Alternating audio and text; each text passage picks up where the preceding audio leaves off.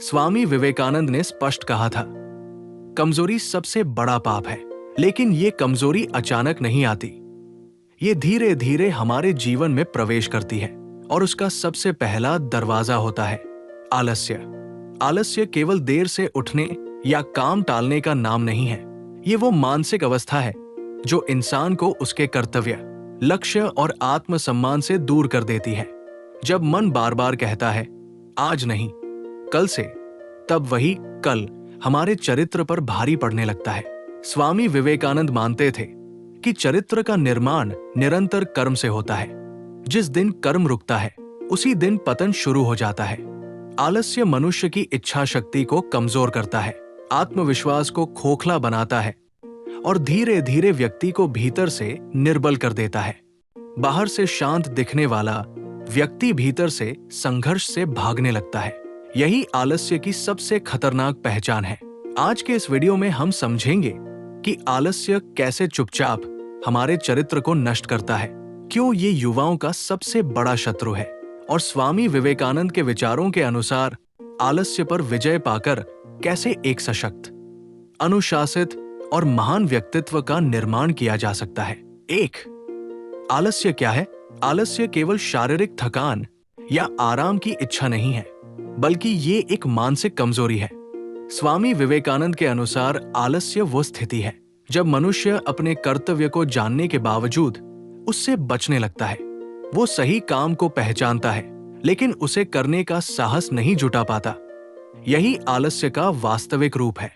आलसी व्यक्ति बहाने खोजने में ऊर्जा लगाता है, पर कर्म करने में नहीं।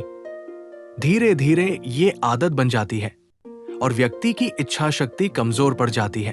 विवेकानंद मानते थे कि मनुष्य की शक्ति उसके कर्म में है। जब कर्म रुकता है तो आत्मा की प्रगति भी रुक जाती है। आलस्य व्यक्ति को निष्क्रिय बनाता है और निष्क्रियता से आत्मविश्वास टूटने लगता है।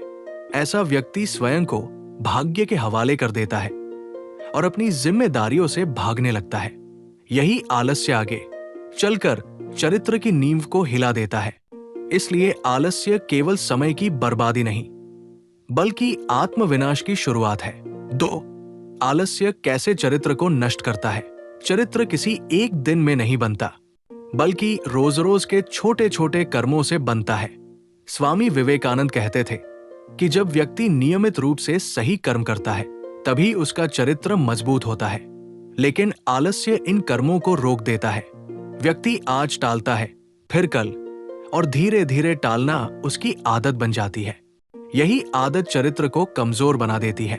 आलस्य व्यक्ति को अनुशासनहीन बनाता है। वो समय का सम्मान नहीं करता, वचनों को पूरा नहीं करता और जिम्मेदारियों से भागता है। इससे आत्मसम्मान गिरने लगता है। जब व्यक्ति खुद की नजरों में गिरता है तब उसका चरित्र भी गिरने लगता है। विवेकानंद मानते थे कि आत्मानुशासन के बिना महानता असंभव है। आलस्य आत्मानुशासन का सबसे बड़ा शत्रु है। ये व्यक्ति को भीतर से खोखला कर देता है, जिससे वो कठिन परिस्थितियों में टिक नहीं पाता। इस प्रकार आलस्य धीरे धीरे चरित्र को नष्ट कर देता है। 3. युवाओं के लिए आलस्य सबसे बड़ा शत्रु। स्वामी विवेकानंद युवाओं को राष्ट्र की सबसे बड़ी शक्ति मानते थे। उनके अनुसार युवा अवस्था वो समय है जब शरीर में ऊर्जा, मन में साहस और आत्मा में सपने होते हैं। लेकिन यदि इसी अवस्था में आलस्य प्रवेश कर जाए तो यही शक्ति कमजोरी में बदल जाती है। आलस्य युवाओं को आराम का आदी बना देता है और संघर्ष से दूर कर देता है। विवेकानंद कहते थे, उठो, जागो और लक्ष्य प्राप्ति तक रुको मत। ये संदेश आलस्य के विरुद्ध चेतावनी है। युवा यदि समय पर परिश्रम न करे तो उसकी प्रतिभा धीरे धीरे नष्ट हो जाती है। आलस्य युवाओं को सपनों से डरना सिखाता है और असफलता से समझौता करना सिखाता है। इससे आत्मविश्वास कम होता है और जीवन की दिशा भटक जाती है। इसलिए विवेकानंद के अनुसार युवाओं को सबसे पहले आलस्य से लड़ना चाहिए, क्योंकि यही उनके चरित्र और भविष्य का सबसे बड़ा शत्रु है। 4. आलस्य बनाम अनुशासन। आलस्य और अनुशासन एक दूसरे के विपरीत है। आलस्य कहता है अभी समय है, जबकि अनुशासन कहता है समय ही जीवन है। स्वामी विवेकानंद ने अपने जीवन में अनुशासन को सर्वोच्च स्थान दिया। वे मानते थे कि कठिन परिश्रम और नियमित अभ्यास से ही चरित्र बनता है। आलसी व्यक्ति सुख चाहता है, लेकिन साधना नहीं करना चाहता। अनुशासित व्यक्ति पहले संघर्ष स्वीकार करता है, इसलिए बाद में सफलता प्राप्त करता है। विवेकानंद के अनुसार जो व्यक्ति अपने मन को अनुशासन में रख लेता है, वही सच्चा शक्तिशाली होता है। अनुशासन व्यक्ति को समय का मूल्य सिखाता है, जबकि आलस्य समय को नष्ट कर देता है। यही कारण है कि अनुशासन चरित्र का निर्माण करता है और आलस्य उसे नष्ट करता है। जीवन में जो व्यक्ति अनुशासन चुनता है, वही महानता की ओर बढ़ता है। 5. आलस्य से मुक्ति का मार्ग। स्वामी विवेकानंद के अनुसार आलस्य से मुक्ति का एकमात्र मार्ग है कर्म। व्यक्ति को छोटे छोटे कर्मों से शुरुआत करनी चाहिए। बड़ा लक्ष्य तुरंत नहीं, लेकिन रोज का छोटा प्रयास आलस्य को तोड़ देता है। विवेकानंद कर्मयोग में विश्वास रखते थे। उनका कहना था कि कर्म करते रहो, फल अपने आप मिलेगा। दैनिक दिनचर्या, स्पष्ट लक्ष्य और आत्मानुशासन, ये 3 हथियार आलस्य को पराजित कर सकते हैं।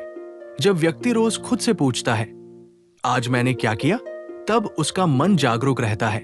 आलस्य अंधकार है और कर्म प्रकाश। जैसे प्रकाश के आने से अंधकार भाग जाता है, वैसे ही नियमित कर्म से आलस्य समाप्त हो जाता है। यही मार्ग चरित्र निर्माण का भी मार्ग है। आज के इस विषय से हमें ये गहरी सच्चाई समझ में आती है कि आलस्य कोई छोटी कमजोरी नहीं, बल्कि चरित्र को भीतर से खोखला करने वाली शक्ति है। ये धीरे धीरे हमारे साहस, आत्मविश्वास और आत्मसम्मान को समाप्त कर देता है। स्वामी विवेकानंद का पूरा जीवन हमें ये सिखाता है कि मनुष्य की सच्ची पहचान उसके कर्मों से होती है, न कि उसके इरादों से। जब व्यक्ति बार बार कर्म को टालता है, तो उसका मन बहानों का आदी बन जाता है। यही बहाने आगे चलकर आदत बनते हैं और आदतें अंततः चरित्र का निर्माण या विनाश करती है। आलस्य व्यक्ति को संघर्ष से डरना सिखाता है, जबकि संघर्ष ही मनुष्य को मजबूत बनाता है। जो आज मेहनत से बचता है, वो कल परिस्थितियों से हार जाता है। आज संकल्प लेने का समय है कि हम आराम को नहीं, कर्तव्य को चुनेंगे, बहानों को नहीं, कर्म को अपनाएंगे। याद रखिए, जिस दिन आपने आलस्य पर विजय पाली, उसी दिन आपने अपने चरित्र, अपने भविष्य और अपने आत्मसम्मान की रक्षा कर ली।